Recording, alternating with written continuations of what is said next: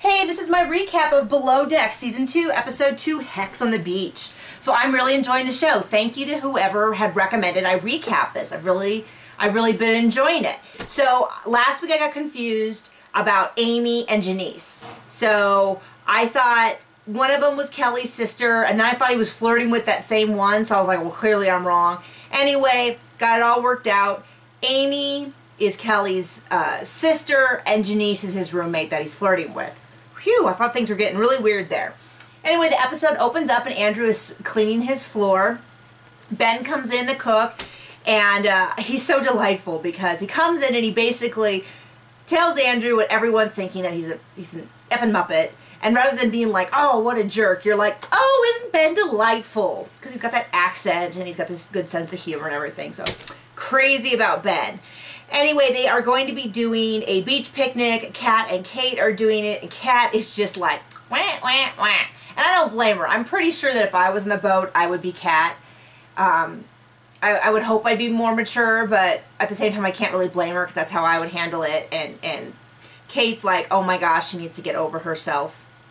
Anyway, Janice and Kelly are flirting, but apparently they both have significant others, though I'm just going to go ahead and say not for long. Especially after Kelly makes a comment about how, oh, I'm not going to marry this girl, but she's okay for right now. Yeah, he might as well just broken up with her, like, beforehand. Like, let's just make that clear. But he's a real sweetie, you know, he gets all emotional with his sister about he doesn't spend any time with her in years and years and years. Let's see. So Andrew reminds me of my nephew. So my nephew is 16, and for whatever reason he decided he wanted to come and work on the ranch this summer. So he came out and he worked with my husband, and I hope he doesn't see this because it'd be kind of embarrassing, but I'll stand by it if I get called out on it. Which is, you know, he's a good kid, he's real personable, he's a hard worker, but he's like 16, so they kind of go and do stuff, and my husband's like, come on, you know, focus, you know, it shouldn't take you 30 minutes to go to the car and get something and come back. And that's Andrew. That's basically who he is. Like, he's not, them keeping him on after this particular charter, kind of ridiculous.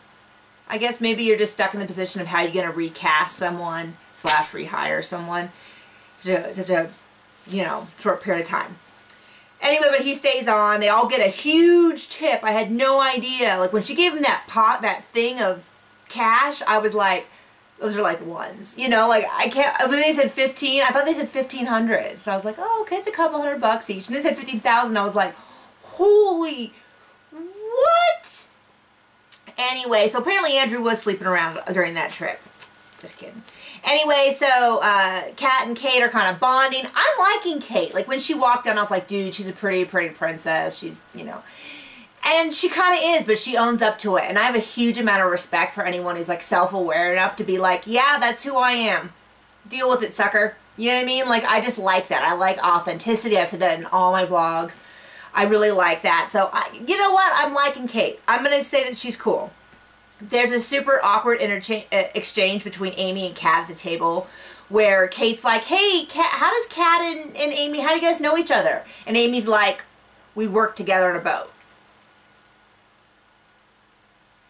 Yeah, we got that. So Kate's like, can we have that story be longer with more words? And it wasn't. And it's like super weird to me how incredibly awkward this situation is. And I don't know, like, that it's not being like that.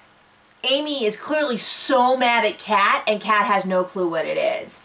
So I don't really know where to go with that.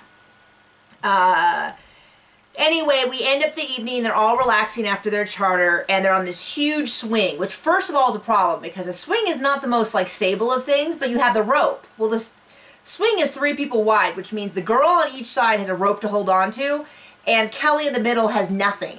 Well, sure enough, they swing too far out, he has nothing to grab onto, he flips over, and it looks like he knocks himself really good. I didn't see any blood, but you can tell from the way he was just, like, laying there staring straight ahead that he was not in a good place.